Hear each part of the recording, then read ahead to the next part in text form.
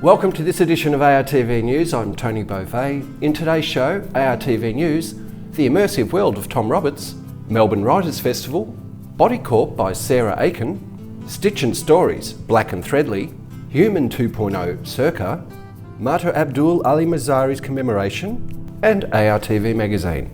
Step into a world of incredible illusions. Australia's first immersive trick art gallery, ARTV, is reopening at the District Docklands in Melbourne. Since 2016, this unique gallery has been creating priceless photo opportunities for all ages. Explore over 1,400 square metres of larger-than-life murals where you don't just look at the art, you become part of it. With a brand new fantasy theme spanning the entire gallery, prepare for unbelievable scenarios and exciting interactive experiences. The friendly staff will encourage you to snap away and create lasting memories. ARTV is Australia's first immersive trick art gallery and is reopening at the District Docklands, Melbourne. Experience a new fantasy theme across over 80 new artworks and 1,400 square metres of optical illusions. Visitors of all ages are encouraged to interact with the art and take photos. Check the ARTV website for reopening dates, times and ticket information. Get ready for an experience unlike any other.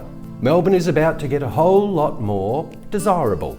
The Museum of Desire is opening its doors, featuring over 20 wildly beautiful and deliciously weird exhibits from Australian and international artists. Forget look but don't touch. This adults-only playground is a specially curated journey into the erotic imagination, celebrating all things in love. Grab your friends or a date and prepare to be enticed and entertained in this fully immersive art experience. The Museum of Desire features over 20 exhibits including digital art, sculpture, photography and more from local and international artists. It's an adults-only experience encouraging exploration and discussion of love and everything else. Located in Melbourne, check the Museum of Desire website for opening dates, times and ticket information.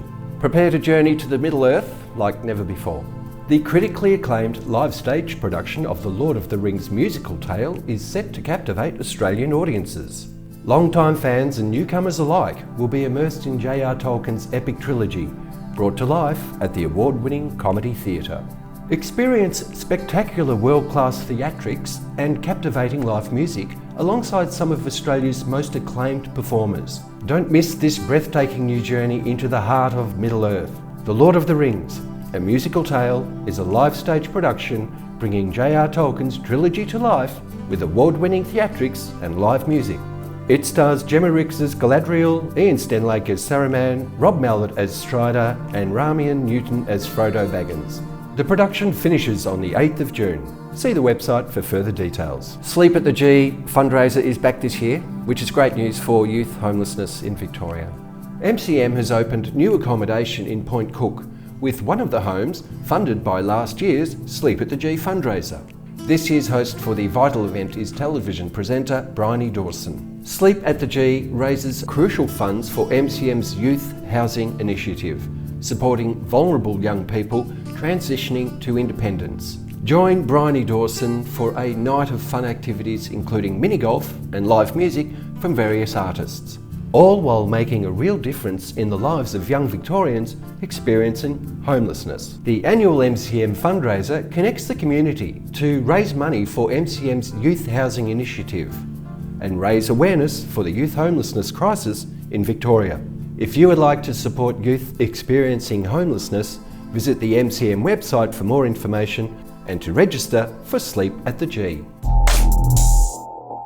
The Melbourne Arts Centre and the Australian Recording Industry Association have partnered up to create one of the most exciting music exhibitions in the world. The Australian Music Vault showcases artefacts and memorabilia from the complete history of Australian music, which is sure to excite all music goers. This free exhibition that is open every day from 10 a.m. to 5 p.m. currently has 6 showcase sections. The Agents of Change section allows visitors to relive the history of Australian musicians, using their talents to strive for social and political improvements. The The Wild Ones takes a deep dive into the trailblazers of Australian music, from Johnny O'Keefe to Molly Meldrum, and you can see the amazing work of our First Nation artists in the National Indigenous Music Awards Hall of Fame. The other showcases include The Real Thing, a display of the impact that artists and producers have had on creating the Australian sound. The Melbourne Electric Sound Studio covers how a small, non-for-profit organisation revolutionised the ability and process of producing music. And Two-Way Traffic explores the history of our biggest international acts, as well as overseas stars performing in our backyard. If all those archived footage, restored instruments and historical outfits somehow don't excite you, the Music Vault also offers immersed short films inside the amplifier, as well as the ability to create your own mixtape as you enjoy the exhibition. And with new experiences, footage and objects on the way, there is always an incentive to come back to the Vault. For more information, interviews including Australian music legends such as Paul Kelly and John Farman, or for more fun music-related activities, go to australianmusicvault.com.au. What if a single weekend could transport you across continents, through time, and into minds of over 130 brilliant writers? In early May, the Melbourne Writers' Festival returns to ignite the city with stories, ideas, and the transformative magic of words. Whether you are a lifelong bibliophile or just curious about the world, this festival promises an unforgettable journey into the heart of storytelling. This year's festival boasts a stellar lineup of 68 events featuring diverse voices from around the globe. Highlights include philosopher A.C. Graveling diving into making peace in the cultural wars, offering insights into contemporary societal debates. Novelist Colin McCann presenting Twists, a narrative that intertwines personal and political threads, and Hannah Kent exploring themes of home and belonging. The festival isn't just about listening, it's about engaging. From the live podcasts and panel discussions to workshops and performances, attendees can immerse themselves in the vibrant literature culture that Melbourne is renowned for. Ready to be inspired? Tickets are on sale now, with many events offering pay-what-you-wish options to ensure accessibility for all. Visit the website to explore the full program and secure your spot. Don't miss this opportunity to connect the story that resonate and ideas that challenge you.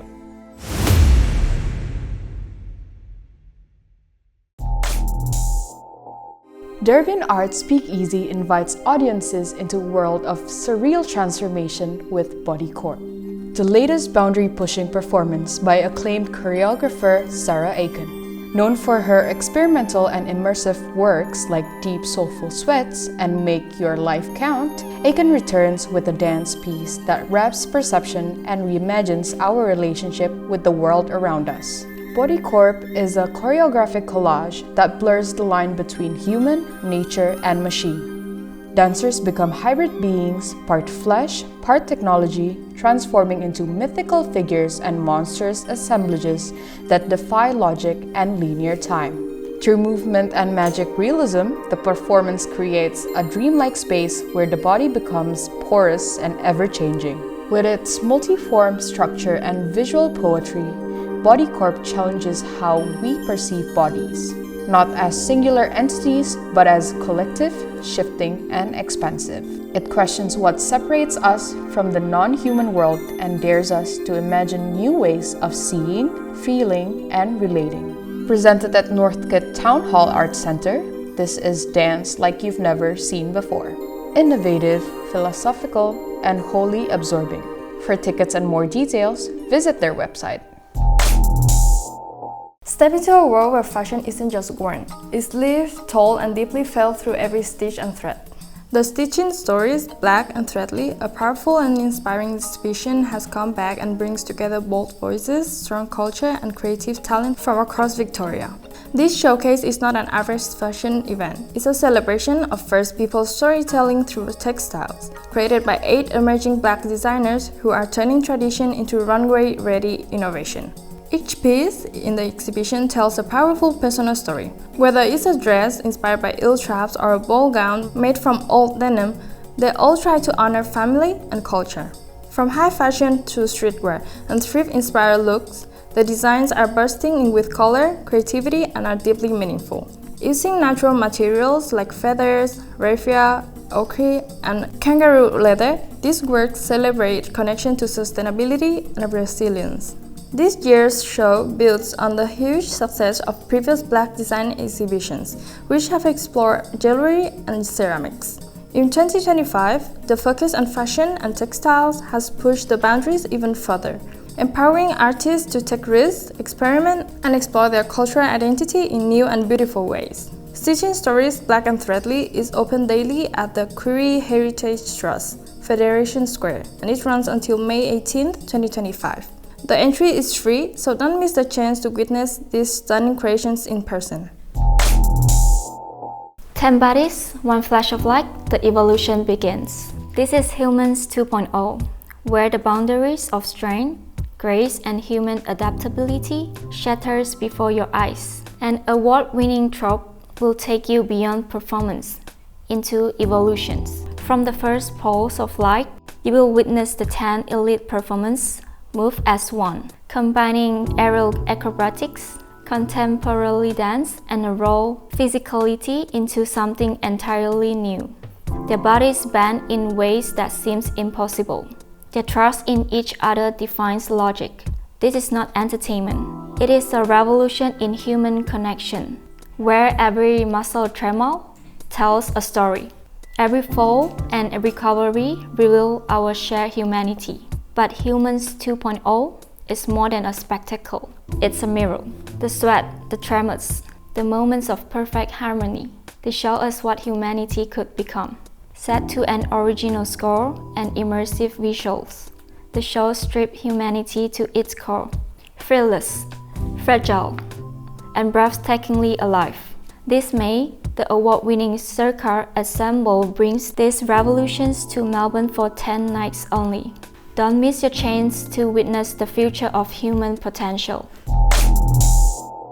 On March 30th, the Hazara community gathered at the Royal Bamiyan reception in Springvale South to honor Mirza Abdul Ali Mazari's legacy.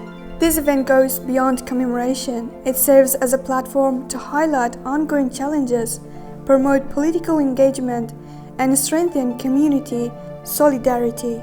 Mirza Mazari dedicated his life to advocating for the rights of the Hazara people, and his legacy continues to inspire generations.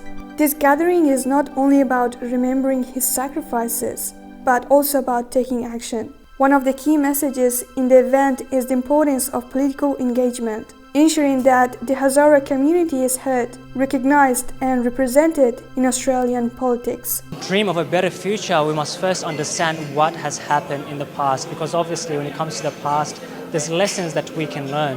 And one of the lessons that we can learn from Abdul Ali Mazari was his vision and what he stood for.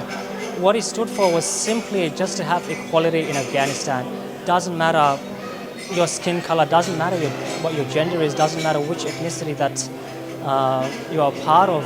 That basic equality where each human has that same right as that person standing next to them. Beyond remembrance, this event serves as a platform for unity, a space where the Hazara community can strengthen its collective voice. It's about coming together, building connections, and ensuring that the political leaders recognize the ongoing struggles faced by the Hazara people. This event is not just about the past, it is about the future. The Hazara community has faced decades of persecution and genocide. But today they stand united, not only to honor their history, but to build a stronger and more politically engaged future and political representative in Australia. It is about ensuring that issues such as social justice, equal opportunities, and human rights remains a priority. Events like this play a crucial role in strengthening community ties and creating avenues for political engagement, ensuring that future generations do not face the same struggles as those before them. This gathering has made possible through the efforts of dedicated community leaders and organizations such as Global Peace Group. What the community wants is an inclusive society, an inclusive government, a better education system, and maintaining our democracy and promoting Australian value. That's what we stand as a community here in Melbourne and right across the country. For a deeper look into the stories shared here today and to learn more about the Hazara people, visit the Federation of Hazara Council website.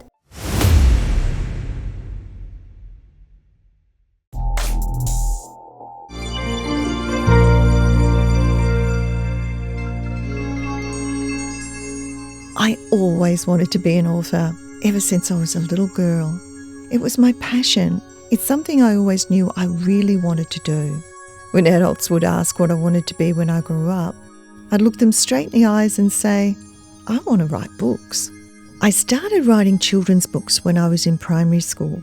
I'd take the books I'd written to school and read them to other children during lunch breaks. They were a captive audience. A neighbour gave me an old tea chest that I would keep books, poems and song lyrics I'd written all in my big old tea chest until it was literally overflowing. I got really excited when I would receive a book for my birthday or Christmas. I couldn't wait to crack it open and dive straight in. Sometimes I'd stay up so late reading that I needed a torch under the blanket, otherwise my parents would know I was still reading instead of sleeping. My love of writing books never stopped. No matter where I was in the world or what I was doing in life, writing books was always a big part of me.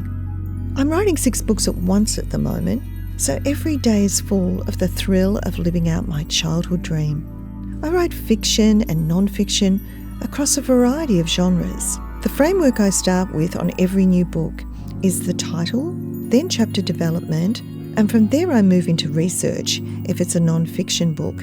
It might involve interviews with contributors. A full manuscript can take months, or in some cases years, to complete. I started writing my newly released book, In a Heartbeat, while I was still in rehab after my own critical heart attack that almost ended my life. I couldn't find a book like it, so I decided to write the book myself. My day started out like countless others. Just another ordinary day. The 6 a.m. alarm jolted me into consciousness, and after a hot shower, I was recharged for my normal busy day. I'm busy juggling a number of projects at the same time, and this day was no different. Even though my stress levels were elevated, I'm fit, don't drink or smoke, exercise every day, and I'm full of energy. I love life. The interview for one of my books that day was with a counsellor who spoke about horrifically traumatic stories. I often write about confronting subject matter to help give a voice to some of the most vulnerable in our community. The interview continued for many hours, and towards the end, I felt unwell. In my mind, I thought I was sitting in an awkward position, so that's why my shoulder hurt. I had tingling in my fingers. That must be from leaning on my arm. I felt lightheaded and figured that's due to skipping lunch. Feeling dehydrated, I was drinking a lot of water. So it must be the heating bellowing in my direction. I justified every warning sign. My clouded mind conjured up a repertoire of reasons to explain what I was feeling. But in reality, my critical heart attack had already started. When I got home, it wasn't long before I realised the gravity of the situation. I collapsed. But fortunately, my son arrived. I was rushed to the hospital. That morning, I was a seemingly healthy woman.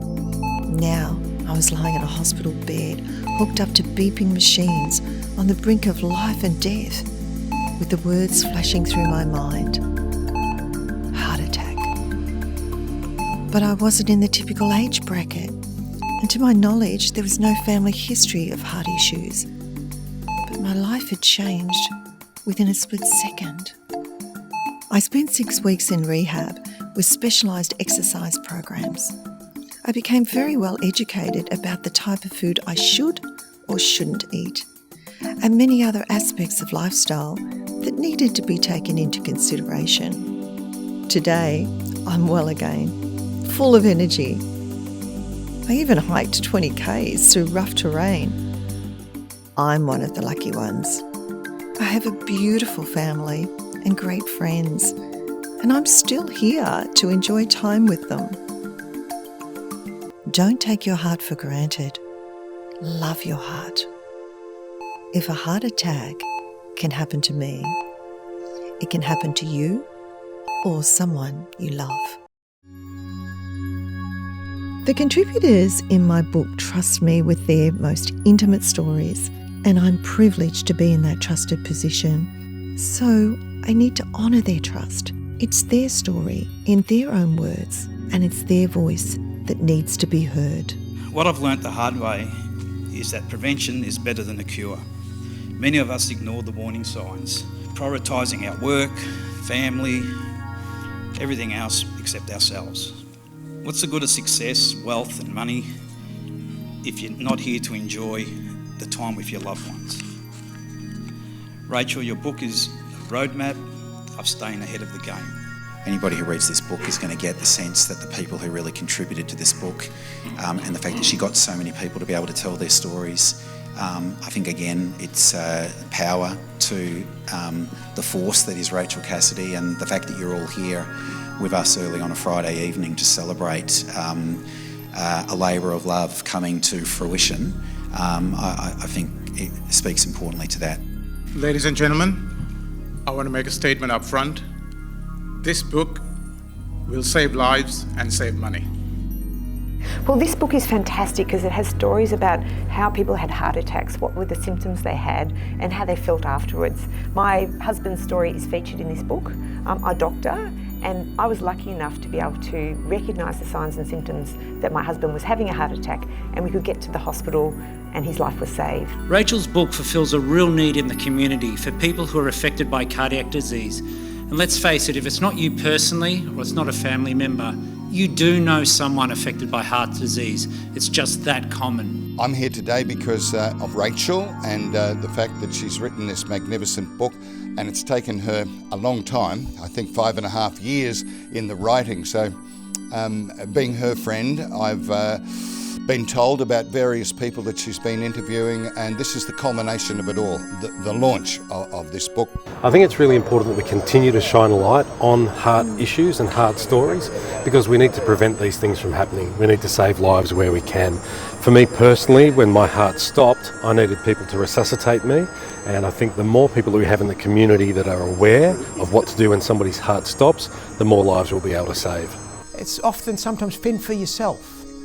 And when you go home, you feel afraid, you feel anxious, you may not be able to sleep. Is my heart working okay? Am I going to have another heart attack? And this is where a book like this raises awareness. I have a fabulous publisher. They're very clever, and I know my work is truly valued. I love being part of a team effort. As writing books can be a journey full of solitude, so it's exciting to be part of a team. The publishers have worked very diligently to distribute the book far and wide, as it's in Big W, Readings, Dymocks, and so many other great bookstores, as well as Amazon and Booktopia. So it's very easy for the public to pick up a copy. My advice to aspiring authors is, if you really want to succeed, then never give up. Be resilient, as you'll have many challenges along the way, and you'll get knockbacks. Pick yourself up, brush yourself off, and keep on going for it. I enjoy my role of mentoring young, up-and-coming authors and seeing them grow in confidence and experience seeing their own books on the shelf. The takeaway from In a Heartbeat is that many readers are contacting us, letting us know that they've booked in for a heart health check. So that's a really good outcome. The book reviews have been outstanding, so we know the public are very engaged with the content. I feel privileged to be surrounded by a loving family and great friends, as that type of support makes all the difference in life.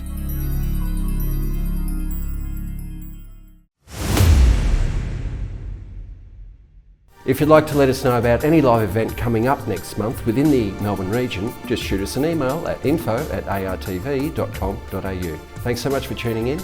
Look forward to your company next time.